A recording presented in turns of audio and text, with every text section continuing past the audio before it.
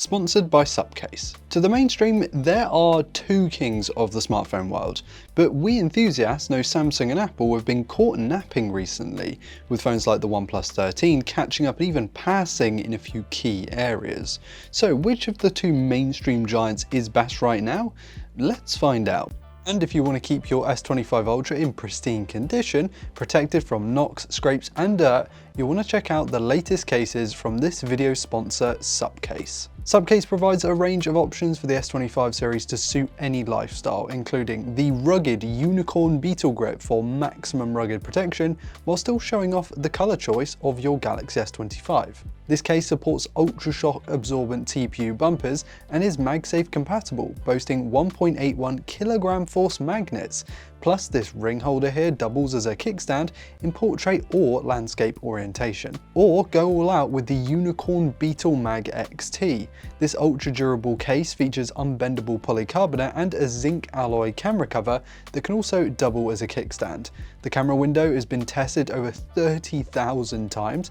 Better still, you get MagSafe charger support without any disruption to the S Pen thanks to the built-in iron plate. That is not the case with most magnetic charging cases for Samsung Ultra phones. The UB Grip and UB Mag XT are exclusive to the S25 Ultra, giving you the protection you need to keep your device safe and looking fantastic. So check out these and other great cases from Supcase at the link in the description below. Thanks to Supcase for sponsoring. Now back to the video. Hey guys, I'm Ryan Thomas, and neither of these phones drastically evolved over their predecessors, or maybe even the models before those. They're both exceptionally expensive, tipping over that $1,000 mark.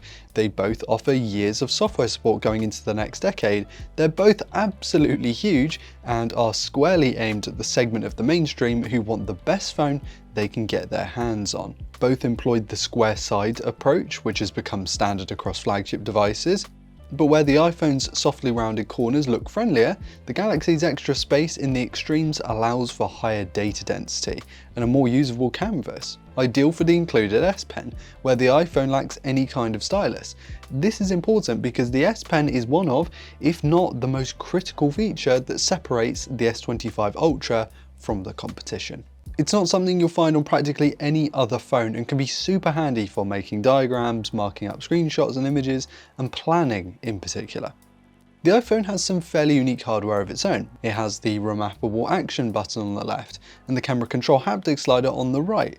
If you want hardware shortcuts, you're gonna have to go Apple here, though I will say that camera control feels really fiddly and unpolished, so I wouldn't put all your eggs in that basket, so to speak. It's really hard to pick between these two displays, by the way.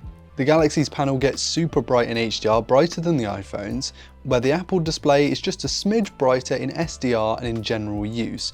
Both are capable of up to 120Hz down to 1Hz to save battery, and at the end of the day, One UI 7 makes better use of that large canvas if you ask me. Information is more densely laid out, and when you combine that mammoth panel with the S Pen, you get a legitimately useful phone for work.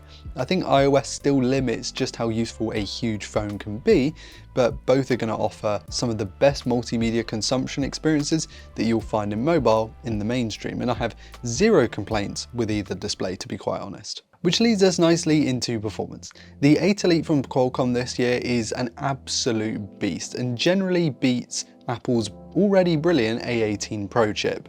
Both are ideal for gaming, specifically those feature-rich high-fidelity 3D titles, as well as video editing, AI features, all that kind of stuff. The Galaxy is a bit more powerful overall and boasts 50% extra RAM if that's important to you. Though I think day to day you'll be hard pressed to really tell a performance difference between these two models, even if you had them side by side in your hand. The difference really isn't chasmic. I mentioned AI there, and this is where Samsung's One UI 7 software just takes it a level above for me. I've already said that One UI is better suited to a bigger panel. Well, if you're interested in AI features, it's actually seemingly more complete as well, but with perhaps more gimmicky items instead of powerful and useful tools. You'll find all the various assists in the Galaxy AI submenu of the settings, where you can toggle them on and off, as well as finding out a bit more about them, and I really like this way they've summed it all up here.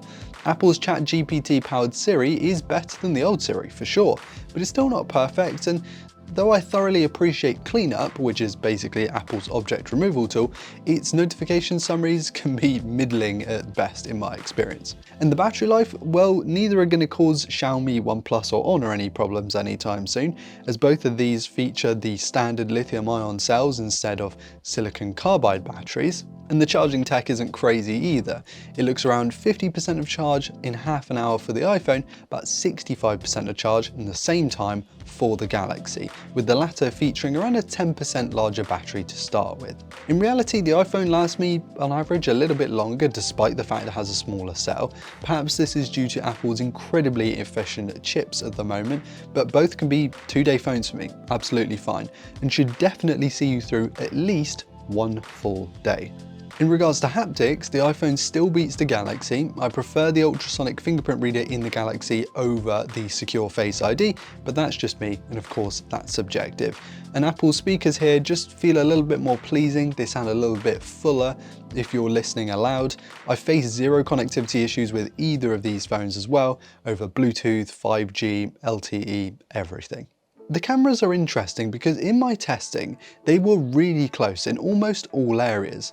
Granted, I didn't have weeks to really get into the nuts and bolts of these camera systems, which I'm really sad about, but from my time with them together, I noticed the Galaxy seemed to do a bit better at long range. We're talking 5 times and above. You'll notice more detail at much higher zoom ranges, despite on paper both of these having 5 times optical lenses. I don't care for the color science of either, to be quite honest. Both lift the shadows quite a lot, which flattens images in a way I just don't love. Of course, you can shoot RAW in both and US, or with the iPhone you can also use photographic styles. I'd love to hear your thoughts on the samples in the comments, by the way, because I shot them in the standard modes across all of the lenses. Samsung is here to challenge Apple with its own log recording mode, which captures more dynamic range by using a different gamma curve, which you can then transform via a LUT to Rec. 709. And with its onboard video assist tools in false color, zebras, accessible directly in the Pro Camera mode, this has become an incredibly powerful tool. Able to capture the same Ultra HD 4K resolution at 120 FPS as the iPhone, though I would still class the footage not quite as good as the iPhone's ProRes, but my gosh does it make a case for itself, and I'm seriously impressed with this from Samsung this year. Overall, the Galaxy S25 Ultra's camera is the better of these two if you combine them all as a package.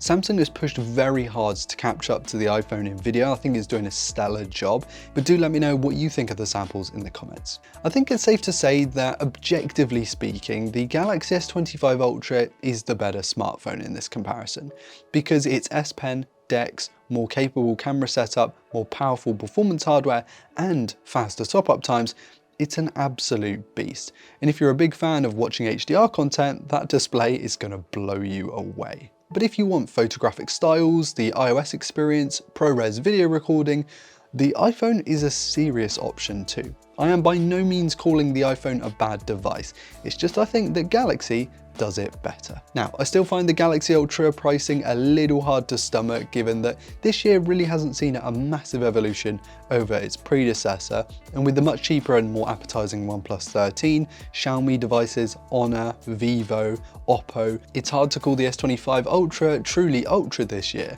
But given what it does exceptionally well, I have to give this comparison to the Galaxy. Let me know which of these two you would pick. The S25 Ultra for me is just that bit more complete across the board, but for that wonderful ProRes, guess you'd have to go iPhone.